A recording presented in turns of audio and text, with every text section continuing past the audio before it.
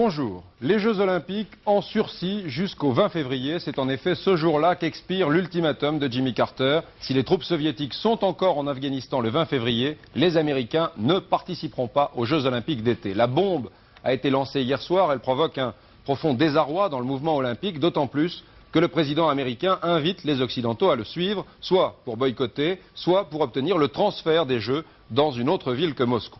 Nous en parlerons longuement dans ce journal et nous rejoindrons en direct dans un instant à Moscou l'un des responsables du Parti communiste soviétique, Vadim Zagladin. C'est la première fois qu'un membre influent du Parti communiste du RSS va s'exprimer dans un instant depuis le début de la crise afghane. Monsieur Zagladin est l'adjoint du chef du département étranger au comité central du PC soviétique. Nous parlerons avec lui de l'Afghanistan, des Jeux Olympiques, mais aussi de la Yougoslavie avec la santé du maréchal Tito. Depuis son amputation hier soir, l'état du maréchal Tito s'est amélioré, mais ses médecins veulent attendre maintenant 3 jours avant de se prononcer. Première chose donc, les menaces très sérieuses qui pèsent sur les Jeux Olympiques. 66% des Américains sont d'accord avec Jimmy Carter pour transférer les Jeux ailleurs qu'à Moscou. Mais voilà, ce n'est pas aux Américains de décider, c'est au Comité olympique international dont le président, Lord Kinnanin, reste très ferme ce matin. Ce sera Moscou ou rien du tout. L'appel de Jimmy Carter semble avoir quand même reçu un accueil favorable dans un certain nombre de pays. Que seraient les Jeux Olympiques sans les Américains ni leurs alliés? Le point sur toute cette affaire avec Daniel Potra. Oui, tout d'abord, il faut bien préciser que le Comité international olympique est formé de membres cooptés, indépendants de tous les pouvoirs, sauf peut-être actuellement celui de l'argent, car il y a pas mal de contrats qui sont passés entre le CIO et le comité d'organisation des Jeux. Mais pour le moment, c'est un autre problème. En revanche, les comités nationaux olympiques peuvent très bien refuser l'invitation qui leur est transmise par le comité organisateur. Cela semble être le cas, après ce qu'a dit le président Carter, des Américains, qui seraient suivis, donc nous allons voir sur cette carte, par les Canadiens. Il y a également l'Arabie Saoudite, le Qatar, Djibouti et ce matin également l'Iran, qui semblerait vouloir suivre les idées de boycotter les Jeux de Moscou. En revanche, les gouvernements britanniques et allemands de la République fédérale allemande voudraient bien suivre aussi les directives, ou plutôt les recommandations du président Carter, mais leurs comités olympiques nationaux ne se sont pas encore prononcés. La France, on connaît sa position. Elle a été répétée aussi bien par le ministre des Affaires étrangères que par le ministre des Sports et par le président du comité olympique français, M. Collard. Il n'est pas question que les Français boycottent les Jeux olympiques. Les Chinois, il y a un problème qui se pose, et les Chinois devaient réintégrer le giron olympique en 1980. Ils n'ont pas parlé pour le moment des problèmes sportifs, ils n'ont pris que des mesures politiques de suspension, de négociation pour le moment. Voilà où l'on en est aujourd'hui en ce qui concerne la position des différents pays par rapport au boycott. Il y a eu d'ailleurs, au cours des récentes années passées, d'autres problèmes. Il y a eu des manifestations, il y a eu le retrait des Africains à Montréal en 1976. Georges Dominique fait le point. Oui, depuis 68, le drapeau olympique a perdu de son éclat car plusieurs manifestations sont venues l'assombrir. Ça débute sur le podium de Mexico avec le poing levé de 2 athlètes noirs américains manifestant pour l'égalité des races. 4 ans plus tard, les cagoules palestiniennes pénètrent au village olympique de Munich. Des sportifs israéliens termineront les Jeux dans une mare de sang et pendant 24 heures, les Jeux seront interrompus. 1976, Montréal, de nombreux pays africains manquent au rendez-vous. Malgré l'absence de l'Afrique du Sud, ils boycottent les Jeux. En toile de fond, les problèmes de l'apartheid.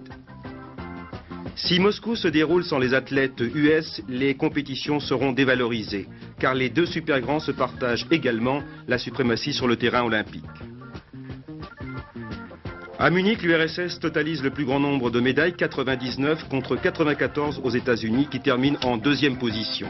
Même dénouement à Montréal, URSS première, 125 médailles, qui devancent encore les États-Unis. Mais les Américains restent les plus forts dans les disciplines reines athlétisme et natation. En athlétisme, les USA ont remporté au dernier jeu 7 titres sur 23 chez les hommes, soit presque le tiers des épreuves.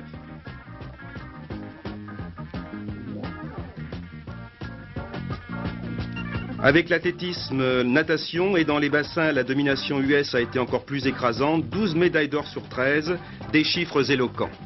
Sans compétiteurs américains à Moscou, les 2 principaux sports olympiques n'auraient alors plus grande signification.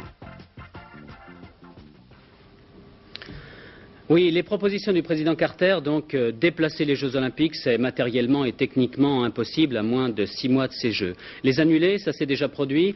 En 1937, quand a été déclenché le conflit entre le Japon et la Chine, les Jeux qui étaient attribués au Japon lui ont été retirés pour être confiés à la Finlande, et vous savez ce qu'il en est advenu en 1940. Donc actuellement, le problème qui se pose, c'est en fait plus que celui des Jeux de Moscou, c'est tout l'avenir des Jeux Olympiques, car il y a les Jeux de Lac Placide aux États-Unis, que feront les Soviétiques? Il y aura aussi, en 1984, les Jeux de Los Angeles. Est-ce qu'il n'y aura pas d'autres boycotts à ce moment-là? Et l'on en vient aujourd'hui à rêver de ce qui se passait dans l'Antiquité. Les Jeux Olympiques se déroulaient tous les 4 ans à Olympie, et pendant ce temps, on respectait partout une trêve. C'était la paix dans le monde. Oui, en tout cas, depuis quelques années, ce n'est pas la première fois que sport et politique sont mêlés. Alors nous allons tout de suite rejoindre M. Zagladine, qui est en direct dans les studios de la télévision soviétique à Moscou, avec cette première question. M. Zagladine, ultimatum du président Carter, à votre avis, les Jeux Olympiques peuvent-ils se dérouler sans les Américains ni les Canadiens? Peuvent-ils se dérouler avec un nombre restreint de pays quand même? Bonjour. Je crois que l'ultimatum de M. Carter, c'est une chose que je ne puisse étonner que tout le monde. Parce que vraiment, ça, c'est un acte qui contredit le statut des Jeux Olympiques, le sens même de ces Jeux qui sont privés de la politique, qui sont tout simplement du sport, et le sport et la politique, ce sont des choses différentes. D'ailleurs, c'est justement ça que vient de rappeler encore une fois lorsqu'il a parlé du sort des Jeux Olympiques. Je suis d'accord avec M. Pernaut, je crois que c'est vous, qui avez dit qu'il s'agit maintenant du sort des Jeux Olympiques, et pas seulement de ces Jeux Olympiques de Moscou. Et vous avez totalement raison. Parce que, en fin de compte, l'acte commis par le président américain met en question la bonne volonté des sportifs de tout le monde. C'est ça qui est assez étonnant. Monsieur Zagladine, on dit ici beaucoup en France que l'URSS ne pouvait pas ne pas s'attendre à une réaction américaine de ce type, et certains disent qu'un boycott éventuel des Jeux de Moscou arrangerait les soviétiques qui auraient eu des problèmes d'organisation pour ces Jeux. Non, vous savez, c'est pas vrai. Nous n'avons aucun problème d'organisation. Il y en a certainement, mais ce sont des problèmes à résoudre, qu'on résout et qu'on va résoudre jusqu'aux Jeux Olympiques. Donc, il ne s'agit pas de ça. S'il y a quelque chose de bien pour le président Carter dans ce qui se passe, c'est qu'il a eu le prétexte de faire les choses qu'il voulait faire avant. Je crois que nous en reparlerons lorsqu'on parlera de l'Afghanistan, mais maintenant je dois dire que l'acte de M. Carter, ce n'est pas la réaction aux réalités du monde d'aujourd'hui, mais c'est une action, et action, si vous voulez, préméditée, car il y a déjà belle lurette qu'on a parlé aux États-Unis du refus des Jeux Olympiques. C'était avant l'événement, soi-disant l'événement de l'Afghanistan, c'était bien avant. Donc c'est une chose qui est liée avec les autres plans des États-Unis, avec cette vague de tensions internationales qu'ils ont semée en commençant en 1974 une nouvelle vague de préparation militaire aux États-Unis, et cette vague de préparation militaire qu'ils ont exportée en Europe l'année passée. C'est avec ça que sont liées ces décisions se reportant aux Jeux Olympiques. Monsieur Zagladine, oui. Est-ce à dire que, quoi qu'il arrive, vous êtes prêt pour les Jeux Olympiques de Moscou, vous maintenez le cap, et donc vous invitez tous les pays qui désirent participer à ces Jeux comme vous l'avez fait par le passé? Il n'y a rien de changé pour vous? On a envoyé des messages, et on a envoyé des invitations à tous les pays qui veulent participer aux Jeux Olympiques. On ne retire pas ces invitations. Monsieur Zagladine, autre question. Le 13 février débuteront aux États-Unis, à Lake Placid, les Jeux Olympiques d'hiver. Est-ce que l'Union soviétique n'est pas tentée de remettre en question sa participation aux Jeux de Lake Placid? Je répète que ce n'est pas nous qui ferons des obstacles pour les Jeux Olympiques. Autre chose, enfin, l'ultimatum du président Carter expire le 20 février. Est-ce qu'à votre avis, les troupes soviétiques seront encore en Afghanistan le 20 février? Ça ne dépend pas de nous. Parce qu'on a dit que les troupes soviétiques seront en Afghanistan tant que ce serait nécessaire. Cela veut dire tant que durera l'intervention étrangère vers l'Afghanistan. Et pour le moment, il est difficile de dire si cette intervention cesse. Il n'y a aucun signe qui puisse montrer que les États-Unis, la Chine et les autres, l'Angleterre aussi d'ailleurs, qui commencent à s'y intervenir, que ces puissances, d'ailleurs aussi que les contre-révolutionnaires afghans, qu'ils cessent l'intervention. Juste le contraire, c'est maintenant que nous voyons les troupes nouvelles qui arrivent vers la frontière afghane, les bandes nouvelles qui se forment, l'arme qui vient d'être reçue de la Chine et le gouvernement de l'Inde vient de manifester son désaccord avec cet acte, ainsi de suite. Donc, si l'intervention étrangère cesse, nos troupes ne seront pas là. Si elles ne cessent pas, ce n'est pas notre faute. Monsieur Zagladine, nous vous retrouvons dans un instant justement pour parler plus précisément de l'Afghanistan, mais l'Afghanistan était au centre des travaux ce matin du comité central du Parti communiste français à la mairie d'Ivry. C'était la première réunion du comité central du Parti communiste depuis le voyage à Moscou de Georges Marchais. Alors tout de suite à la mairie d'Ivry, Jacques Hébert. C'est un long rapport de 3 heures, lu par le spécialiste des affaires étrangères du Parti communiste Maxime Grémetz, qu'a été consacré l'ensemble de cette matinée au comité central d'Ivry. En présence de Georges Marchais, mais aussi de tout l'état-major communiste, Maxime Grémetz a d'abord appelé point par point et sans y changer une seule virgule la position des communistes sur l'Afghanistan, c'est-à-dire l'accord total avec Moscou. Il faut, dira-t-il, écarter tout pessimisme, tout catastrophisme et tout tableau noirci de la situation. Sur ce point, comme sur d'autres, ajoutera-t-il, la santé du PCF est bonne. C'est ensuite la critique de la politique extérieure de Valéry Giscard d'Estaing. Le PC condamne la dramatisation calculée du chef de l'État qui s'aligne de plus en plus sur la stratégie d'ensemble de l'impérialisme. Mais la critique sera encore plus vive à l'égard des socialistes. Le PS, dit Maxime Grémetz, a retrouvé ses réflexes atlantistes. Il surenchérit même sur Valéry Giscard d'Estaing. Il témoigne d'un total alignement sur l'international socialiste. En clair, les communistes veulent rejeter aujourd'hui le terme d'alignement sur les autres.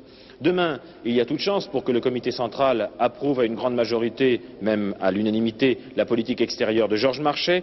Mais ce vote reflétera-t-il l'opinion de l'ensemble des militants communistes? C'est toute la question. Il y a un certain nombre d'interrogations et même un débat animé, reconnaissait il y a quelques instants Pierre Juquin, membre du bureau politique, interrogations sur l'Afghanistan et débat sur la manière dont apparaît l'image du Parti communiste à la télévision. Mais, devait ajouter Pierre Juquin, à ceux qui critiquent le PC de l'intérieur, eh bien, ils sont plus isolés qu'avant. À vous, Jean-Pierre Pernon. Tout de suite, nous allons retrouver M. Zagladine à Moscou, justement à propos de l'attitude du Parti communiste français et du Parti communiste portugais, qui sont les deux seuls partis communistes européens à soutenir l'intervention soviétique. Alors, M. Zagladine, est-ce que vous n'êtes pas un petit peu déçu par l'attitude négative des autres partis communistes d'Europe, notamment du Parti communiste italien, qui condamne votre intervention en Afghanistan? Vous savez, M. Pernaut, tous les partis communistes déterminent eux seuls et par eux seuls leur position politique. Donc c'est à eux de déterminer leur position. Dans ce cas-là, dans ce cas concret, notre position est connue, claire. Vraiment, le Parti communiste français et portugais, d'ailleurs d'autres partis, pourquoi vous dites que ce sont seulement 2 partis? Il y a d'autres partis, notamment le Parti communiste allemand, DKP, le Parti grec, et d'autres partis qui ont soutenu notre position, d'ailleurs pas soutenu. Ils ont le même vue, la même idée sur la position en Afghanistan que nous. C'est la coïncidence des positions élaborées d'une manière tout à fait autonome. Donc, c'est ça la réponse à votre question. Monsieur Zagladine, tout de même, les interprétations sont fort différentes, vous en conviendrez. Vous avez rappelé à l'instant l'explication soviétique de l'entrée des troupes et de l'armée rouge à Kaboul et en Afghanistan. Mais tout de même, depuis le 27 décembre dernier, toute la presse en France se demande pourquoi, enfin, les soviétiques sont entrés à Kaboul. Quelle est l'explication profonde de tout cela? On pose encore des questions ce matin dans la presse. Je vous lis un titre du Figaro, par exemple. Pourquoi Moscou a-t-il frappé en Afghanistan? Réponse et titre de l'article: Le visage de la puissance. C'est signé Annie Krigal, une commentatrice, une journaliste qui connaît bien les affaires soviétiques et les affaires communistes d'une façon générale. Quelle est véritablement l'explication de cette entrée soviétique? Est-ce qu'il n'y a pas des visées stratégiques dans tout cela? Je m'excuse tout d'abord devant la journaliste qui a fait ce commentaire, mais le titre montre qu'elle ne connaît pas bien l'Union soviétique et sa politique. On a Vous savez, dans ce monde, on pense toujours de tout l'entourage. Donc, on pense de la politique, économie, stratégie aussi, on pense de tout. Mais dans ce cas concret, il faut être concret, parce que chaque cas est, en fin de compte, un cas concret. Vous demandez, on pose en France la question, pourquoi on a fait ça? Vous savez, c'était une décision pas facile pour nous, parce que même s'il s'agit d'une demande d'un gouvernement, comme dans ce cas-là, un gouvernement légitime, enfin, même dans ce cas-là, c'est pas facile d'introduire les troupes d'un État dans l'autre. Donc c'est un choix politique, qui doit être déterminé par une circonstance sérieuse. S'il n'y a pas de cette circonstance sérieuse, ce pas ne se fait pas. Alors, les gouvernements d'Afghanistan, depuis la révolution d'avril 1978, nous ont demandé pas plus d'une fois l'aide militaire. Mais on a toujours dit, chers messieurs, il n'y a pas de circonstances assez sérieuses pour le faire. Parce que s'il y a un danger réel de la part de l'extérieur, c'est autre chose. Mais comme ça, non. On n'intervient pas dans vos affaires intérieures. Si on vous aide seulement pour maintenir l'intégrité et l'indépendance de votre République. Vers la fin de l'année, c'est justement cette situation qui s'est créée. Pourquoi? Tout d'abord parce que la croissance du rythme de l'intervention étrangère s'est beaucoup augmentée. J'ai prévu que vous poserez la question sur l'Afghanistan, donc j'ai pris note sur quelques faits qui puissent être intéressants pour les Français qui écoutent notre mission. Alors bien, depuis, vous savez bien que les meutes, comme on dit, les meutes, ça veut dire les contre-révolutionnaires en Afghanistan, ils ont commencé leur action au début du printemps de l'année passée. Mais avant, vers la fin de l'hiver de l'année passée, c'est-à-dire fin janvier, début février, aux États-Unis sont venus les représentants de ces bandes de métiers qui se cachaient au Pakistan, à Peshawar. Et c'était un certain Zia Nezri. Ce n'est pas un personnage inconnu aux États-Unis parce qu'il a donné des interviews, des explications, et il a dit clairement, après avoir vu les représentants des sénateurs Church et Javits, il a dit « Je suis venu aux États-Unis pour avoir l'aide politique et financière pour lutter contre les pouvoirs d'Afghanistan. Il nous faut de l'argent pour acheter assez d'armes. » Puis il a été reçu, puis avant je ne sais pas, mais il a été reçu enfin par M. Ronald Lorton dans le département d'État, avec lequel il a eu, d'après toujours Lorton, qui a été interviewé par un journaliste soviétique, il a eu des conversations confidentielles. Après ceci, le journal Newsweek a reporté qu'il y avait une intervention secrète des États-Unis en Afghanistan. En même temps, on a établi à Peshawar, toujours au Pakistan, un état-major de CIA, à la tête duquel s'est posé un certain M. Louis Dupri, je ne connais pas lui, et qui représentait la CIA, qui a eu les contacts avec ces métiers. Maintenant, il y a déjà à New York une représentation permanente de ces métiers qui se trouve, et on a toujours l'adresse, la rue Fort Washington 161, c'était un certain Bashir Zikria. Donc c'est le côté américain. Et maintenant, en Afghanistan, on montre à tous les journalistes qui veulent le voir, un tas de troupes, d'armes américaines, aussi chinoises d'ailleurs, plutôt américaines, qui ont été prises chez ces bandes pendant la lutte. Monsieur Zagladine, permettez-moi de vous interrompre, mais quand même, les troupes soviétiques ont aidé au renversement du chef de l'État afghan. Ce n'était pas un étranger. C'est absolument pas vrai. Assassiné. C'est absolument pas vrai. Ce qui s'est passé en Afghanistan à l'intérieur du pays, c'est l'affaire des citoyens afghans. Et le président du gouvernement actuel, M. Karmal, Babrak Karmal, il a expliqué aux journalistes qui se trouvaient là, et d'ailleurs il y avait aussi les journalistes français, d'après ce que je sais, comment ça s'est passé. Il a raconté qu'il y a, après la la mort de Taraki, pas la mort, c'était l'assassinat de Taraki par Amin, à l'intérieur de l'Afghanistan s'est formée une opposition très forte qui a englobé les cercles de la révolution, conseil révolutionnaire, du comité central, des troupes, des intellectuels. Et à ce temps-là, à peu près après l'assassinat de Taraki, Karmal Bobrak est revenu en Afghanistan et avec ces autres gens qui ont été, je répète, en opposition à Amin, ont préparé ce que vous appelez le coup d'État, mais en tout cas, on a préparé l'arrivée de la nouvelle direction au pouvoir.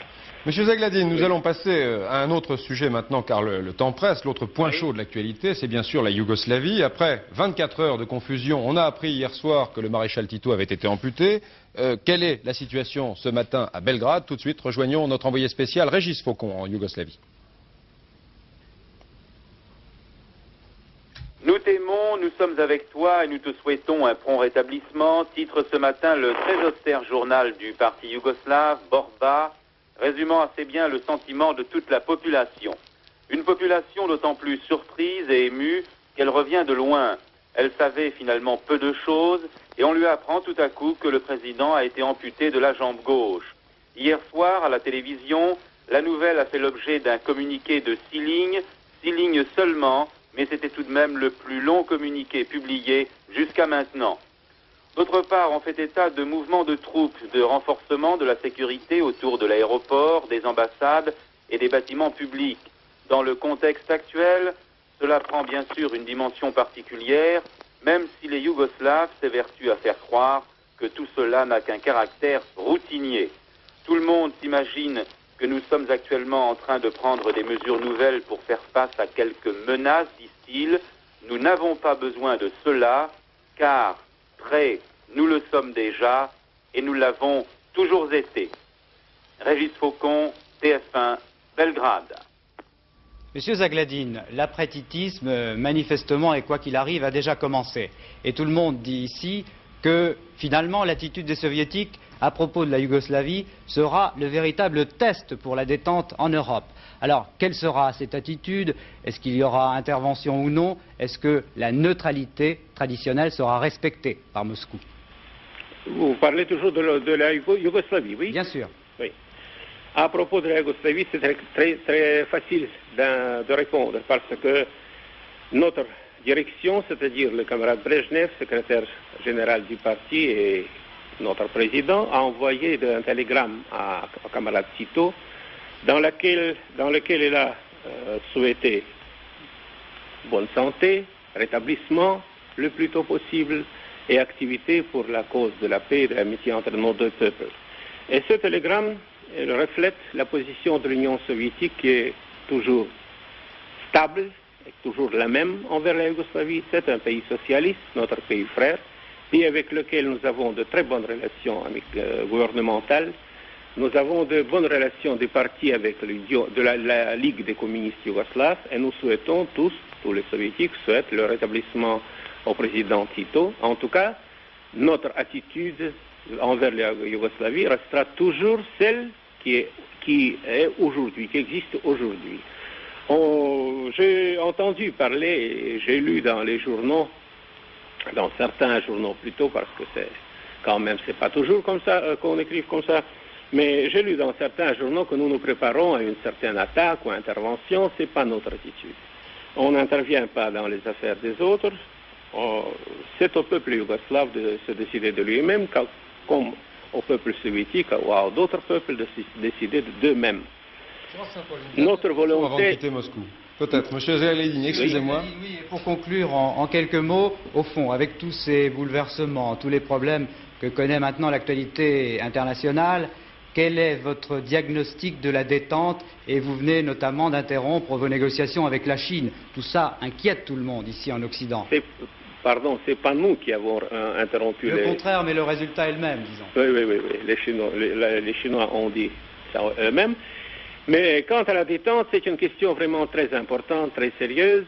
Et malgré toutes les difficultés de la situation internationale actuelle, nous, Soviétiques, nous sommes optimistes ici. Nous sommes optimistes parce qu'en fin de compte, c'est vrai que il y a une tension augmentée. Il y a une politique des États-Unis qui, d'après nous, menace beaucoup de pays, notamment les alliés des États-Unis, parce que, en fin de compte, c'est dangereux ce qu'ils font maintenant. Mais nous sommes optimistes parce que, tout d'abord, nous voyons que la détente a eu déjà de bonnes racines, a eu de bons succès, et que tout le monde comprend maintenant ce que ça vaut, la détente.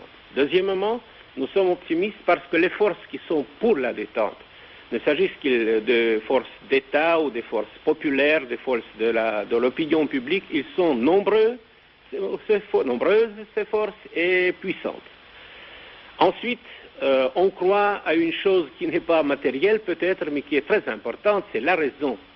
Et la raison aujourd'hui, c'est seulement la détente. Il n'y a pas d'autre solution des problèmes qui existent. C'est pour ça que nous sommes pour la détente. C'est ça qu'avait dit M. Brejnev dans son interview au journal Pravda, que les téléspectateurs français connaissent certainement. Et je veux dire que pour nous soviétiques, il y a une chose importante, c'est que la détente, pour nous, c'est aussi les relations, des bonnes relations avec la France, avec votre beau pays. Aujourd'hui arrive M. Chaban Delmas chez nous, président de l'Assemblée nationale.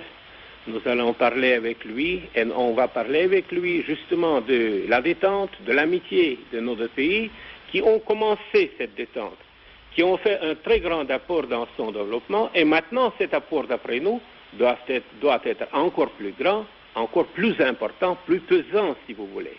D'ailleurs, on a dit tout ça dans un communiqué commun avec les communistes français. Et je répète, pour nous, la détente et les bonnes relations avec la France, ça reste deux choses liées à 100%. Monsieur Zagladine, je vous remercie infiniment d'avoir accepté de participer à cette émission. Je rappelle que vous êtes membre du comité central du Parti communiste soviétique et c'est la première fois qu'un haut responsable du Parti communiste soviétique acceptait de commenter la situation internationale. Merci donc Moscou et merci Monsieur Zagladine. La suite de l'actualité rapidement avec Bruno Mazur. Oui, bien, comme nous sommes pris par le temps, je voudrais simplement vous donner une nouvelle française. La présidence de la République vient d'annoncer que M. et Mme Giscard d'Estaing avaient convié à déjeuner jeudi prochain M. et Mme Chirac. La météo, cet après-midi, temps variable dans le Midi et sur les Alpes, pluie abondante ailleurs. Demain, beaucoup de vent, surtout sur les côtes de la Manche et de l'Atlantique. Beaucoup de pluie et de neige en montagne. Ce matin se déroulait à Bajkazden la première manche du slalom spécial féminin comptant pour la Coupe du Monde. Un commentaire de Jean-Michel Leliot. Mosen Lechner, jeune recrue du Tyrol au sein de l'équipe des slalomeuses autrichiennes, a dominé les grandes vedettes sur les pentes de cette première manche à Bad Gastein. Elle devance sa compatriote Anne-Marie Preul de 5 centièmes de seconde. Annie Wenzel, en tête de la Coupe du Monde, est en troisième position à 19 centièmes et Giordani quatrième à 31 centièmes. Les deux meilleures françaises, Perrine Pellen et Fabienne Serra, sont encore en course pour le podium puisque Pellen, 6e, accuse au cours de cette première manche un petit retard de 35 centièmes et Fabienne, 9e, retard de 52 centièmes. La deuxième manche devait avoir lieu à 13h, elle a été repoussée d'une demi-heure et se déroulera après notre journal, résultat donc ce soir à 20h. Et on apprenait parallèlement que chez les hommes, Stenmark avait enlevé la première manche du géant d'Adelboden en Suisse, sans creuser d'écart important, puisque le Suisse Luthi n'est qu'à 31 centièmes de seconde à la deuxième place. Voilà donc le point provisoire de ces épreuves alpines de Coupe du Monde en ce lundi 21 janvier, à 3 semaines des Jeux Olympiques de Lake Placid, s'ils ont lieu, parce que là-bas, on manque de neige. La neige toujours, mais sur 4 roues, cette fois avec le rallye de Monte-Carlo. C'était hier le prologue sur le circuit de Serre-Chevalier. Un prologue suivi de 5 épreuves pour le parcours de classement la nuit dernière. Le rallye a déjà perdu 2 grands favoris, le Finlandais Allen sur Fiat et le Français Fréquelin sur Talbot, Bernard Giraud. La Formule 1 fait souvent oublier les autres disciplines du sport automobile. Mais hier, sur le circuit de glace de Serre-Chevalier, le rallye a prouvé que le spectacle valait bien celui d'un Grand Prix. Des milliers de spectateurs ont suivi ce prologue long de 2 km 800. Le résultat peut paraître dérisoire par rapport à ce qui attend les concurrents jusqu'à l'arrivée vendredi. Mais ce petit sprint a établi une première hiérarchie. Cette épreuve sur glace vive fut l'expression d'une guerre des pneus entre le manufacturier italien Pirelli et les pneus français Michelin. Les 7 premières voitures étaient équipées de pneus italiens. Bernard Darniche, bien que souffrant d'une angine, a établi le meilleur temps avec le Finlandais Markku Alén. Les Porsche de Nicolas et Béguin ont concédé 12 secondes sur cette courte distance. Le rallye a perdu cette nuit deux grands favoris, le Finlandais Allen, victime d'une sortie de route, et le Français Frecklin sur Talbot, accidenté dans un parcours de liaison. Actuellement, l'Allemand Rorl sur Fiat est en tête, Darniche 3e, Andruet 4e. Que pensez-vous de cette expérience de prologue à Serre Chevalier sur la neige et la glace? C'est pas mal au niveau des spectateurs, c'est intéressant pour eux parce que c'est une très belle exhibition et c'est bien pour le rallye parce qu'en général c'est une discipline ingrate dans le sens où ça se passe la nuit et c'est très difficilement percevable pour les spectateurs, alors que là c'est un spectacle fantastique, c'est un ballet sur glace fait par des voitures et je pense que c'est une très très bonne initiative. Il nous reste à nous rendre tout de suite à la Bourse de Paris pour retrouver François Donati. Alors, à la Bourse de Paris, Jean-Pierre Pernaut, il n'y a pas grand-chose de changé par rapport à la semaine dernière. L'or est toujours en hausse, quoique en hausse moins rapide à Londres. Les valeurs françaises, pour autant, ne sont pas tellement délaissées, mais enfin, évidemment, il ne se passe pas grand-chose sur les actions françaises. La hausse de l'or est due à l'aggravation de la tension internationale. À Londres, l'once d'or monte seulement, peut-on dire, de 8 $ à 843 $ l'once, qui fait plus 1%, tandis qu'à Paris, l'or rattrape un peu le retard anormal qu'il avait sur les marchés internationaux. La barre monte de 2250 francs. Le kilo, surtout, monte de 4015 francs, c'est-à-dire plus 4,2%. Quant au Napoléon, il monte dans la même proportion que l'once, c'est-à-dire d'environ 1%. Il gagne 9 francs. Le 4,5% de 1973 est coté à 2094 francs, c'est-à-dire plus 14 francs. Le 7% à 7060 francs, au contraire, perd 15 francs. Et, phénomène curieux, les mines d'or sont en baisse. Les valeurs françaises donc sont très calmes, elles montent tout de même de 0,32% à l'heure actuelle. Et parmi les hausses, on retrouve les mêmes choses que la semaine dernière, notamment Creuset aux valeurs militaires, qui est au plus haut de l'année grâce au petit carré rouge, au petit carré vert que vous voyez, et qui a donné lieu à un volume de transactions assez fort. Les pétroles, nous y reviendrons tout à l'heure, continuent à être le moteur qui entretient l'intérêt sur les valeurs françaises, alors que d'autres valeurs, comme Réveillon Frères par exemple, repartent de l'avant après avoir un peu baissé. Et Safilor, surtout au sidérurgique, continue à être tout à fait en tête des hausses. La remontée de la sidérurgie et d'autres produits de base est à mettre en liaison avec celle des valeurs qui travaillent pour la défense nationale. Les valeurs pharmaceutiques sont bien orientées toujours, et notamment L'Oréal qui annonce la prise de contrôle d'un nouveau laboratoire pharmaceutique qui se joindra probablement ensuite à Synthé-Labo. Il y a tout de même quelques valeurs françaises qui sont en baisse, mais vous voyez que les baisses sont, parmi les plus fortes hausses, au contraire, figurent toujours les pétroles, notamment la Française des pétroles qui repart très fortement de l'avant, parmi les 15 plus fortes hausses, et Esso Standard qui monte très modérément par rapport à l'ensemble des pétroles. Des rumeurs tout à fait apparemment fantaisistes avec Urus, ce qui semble certain, c'est que Esso a découvert du gaz dans les Landes, tandis que l'Elf Aquitaine a découvert du pétrole en Aquitaine. L'Elf Aquitaine monte davantage, Esso se calme. Parmi les quelques baisses que l'on peut enregistré aujourd'hui à la Bourse de Paris, on voit des prises de bénéfices sur Hachette qui avaient monté la semaine dernière, des valeurs de travaux publics également et de ciment et donnent lieu à des prises de bénéfices, et même une valeur militaire dans le bas de notre tableau comme le Signo par exemple donne lieu à quelques prises de bénéfices, ainsi que Poquelin qui travaille, comme vous le savez, pour les travaux publics. La Redoute à Roubaix fait partie aussi des baisses. On dit que les ventes par correspondance marchent nettement moins bien que les ventes dans les hypermarchés. Les valeurs étrangères, elles, sont plutôt toutes en légère baisse, notamment les valeurs anglaises, les valeurs américaines et les valeurs allemandes, ainsi, je vous le rappelle, que les mines d'or. Ici la Bourse, à vous Jean-Pierre Pernaut. Merci François Donati. Prochain journal, 20h avec Roger Giquel, et demain à 13h, vous retrouverez Yves Mourouzi. Au revoir et excellent après-midi à tous.